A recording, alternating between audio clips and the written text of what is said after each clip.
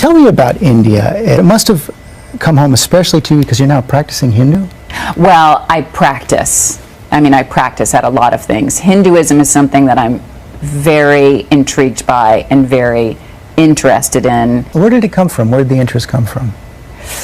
It came from seeing a picture of a guru called Neem Karoli Baba, and I was so drawn to the picture of this person, and I didn't know who he was or what he was about, but felt a very strong interest. Did you ever meet the man? No, he passed long before I saw his picture, but just very intriguing. And that's the way things come into our lives. They're not these big, great crashing moments. It's just the little what is this about?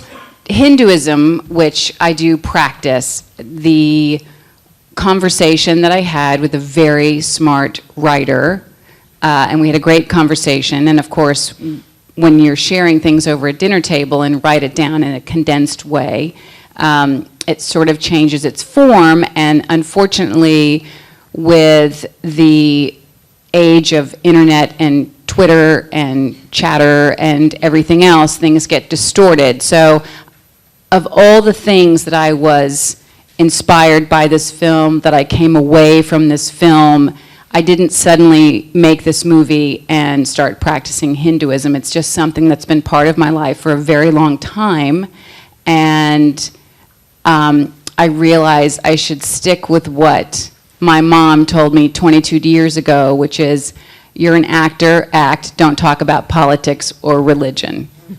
Julia Roberts openly declares that she is a practicing Hindu, fearlessly expressing her religious beliefs without shame or guilt.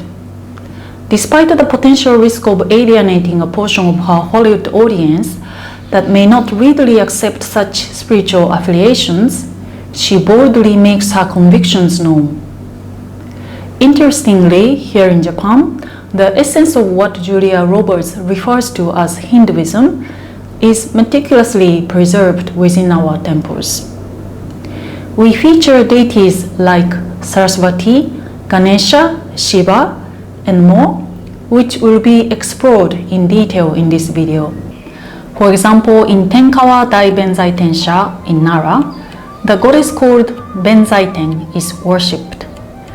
She is the goddess Saraswati in India. Historically, Saraswati has been a goddess in India from the Vedic time. It's very old.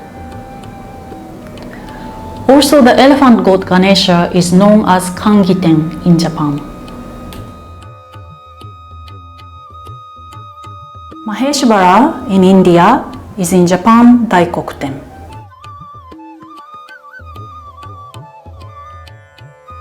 But in Japan, Buddhist ideology is the foundation, and many of these temples are from the perspective of Tantricism. However, there are other metaphysical aspects. These temples describe a comprehensive aspect of metaphysics. These include a thorough understanding of Vedism, Taoism, Buddhism. And this forms a unique Japanese description of Tantricism.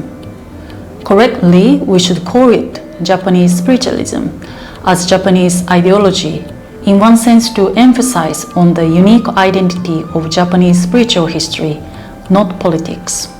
These are metaphysical icons, and they were part of the spiritual tradition of Asia, even the world.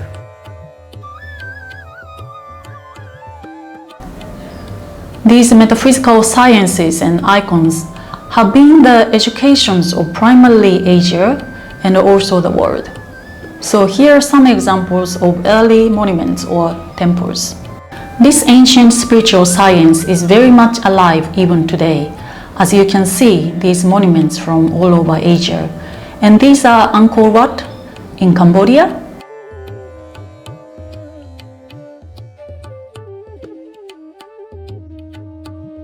Borobudur in Indonesia,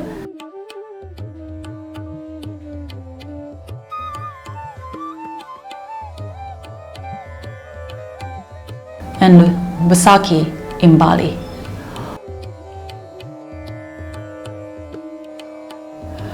All over Asia, these iconic monuments exist. Asia is dotted with these iconic monuments. These are our ancient heritage.